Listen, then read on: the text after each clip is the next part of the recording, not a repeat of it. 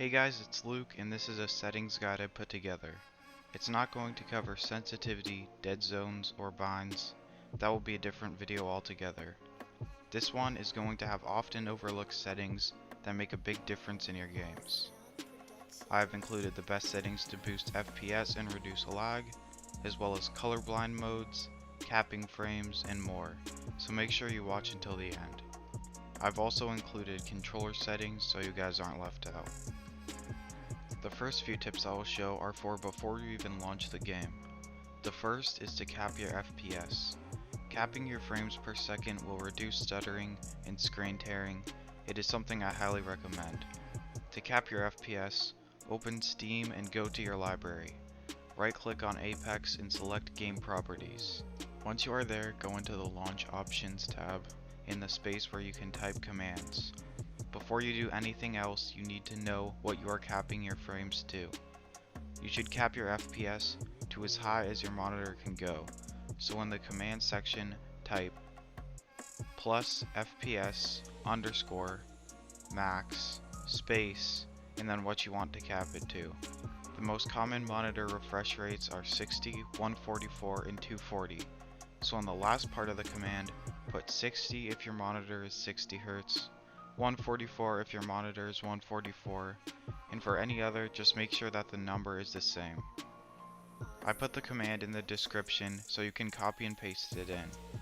I have the number in as 240 because my monitor is 240 Hz, so make sure you change that part if yours is different.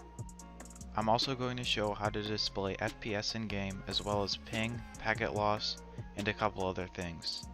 To do this, you should be in Settings for Apex Legends. Once you are there, scroll down to Performance Display and turn it on. After you've done that, you can go into a game or firing range, and you should see a box in the top right corner of your screen displaying FPS, latency, and ping. The next topic I will be covering are the colorblind settings in Apex.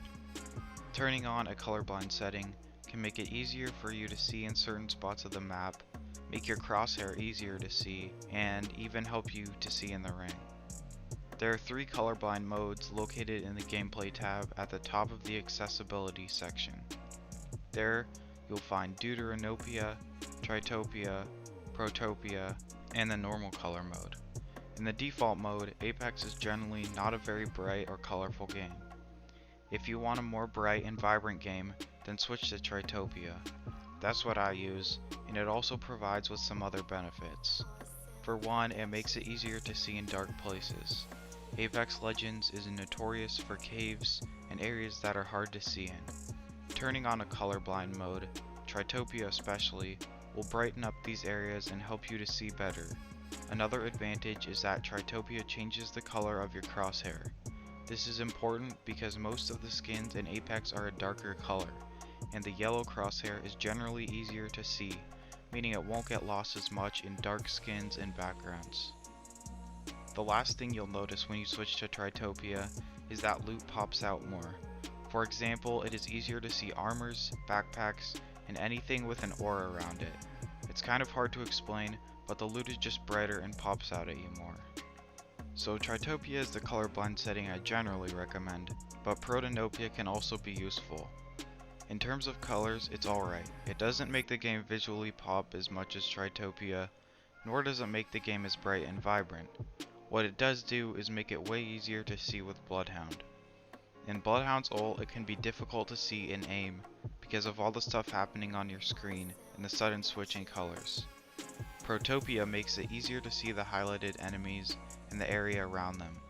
If you main Bloodhound, then I would definitely try Protopia out and see if you like it.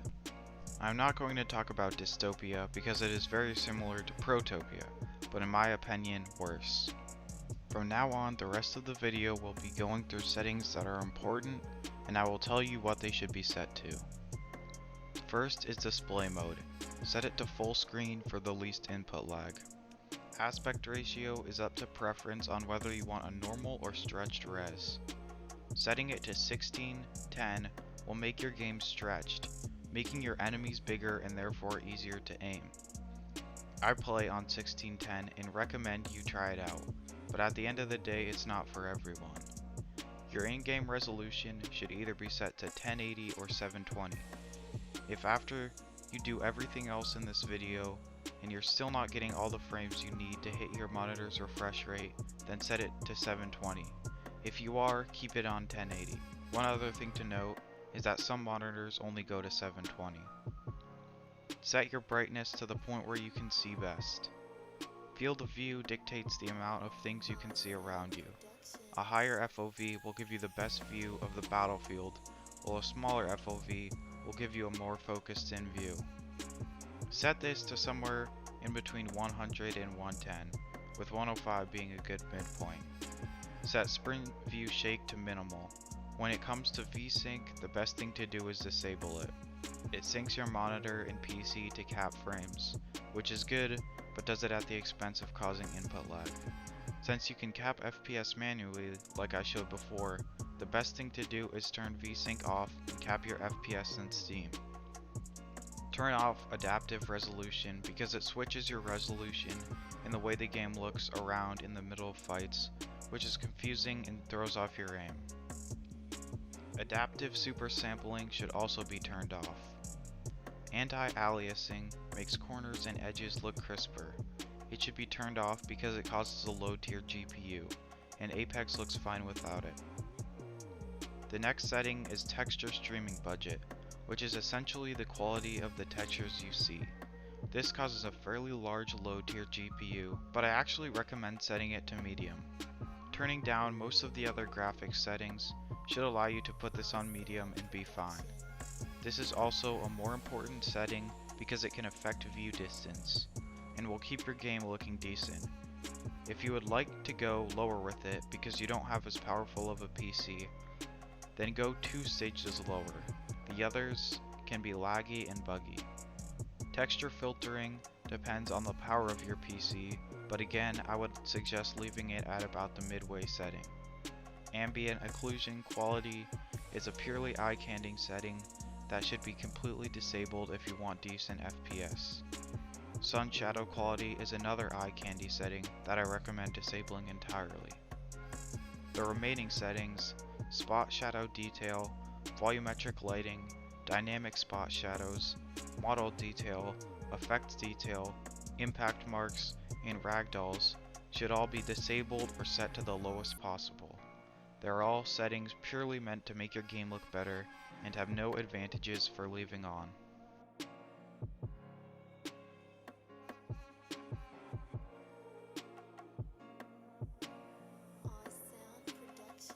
So that was my settings guide for boosting FPS, colorblind settings, FOV, stretch res, and more. I would love it if you could like and subscribe, and also consider watching another video of mine. Thank you for watching.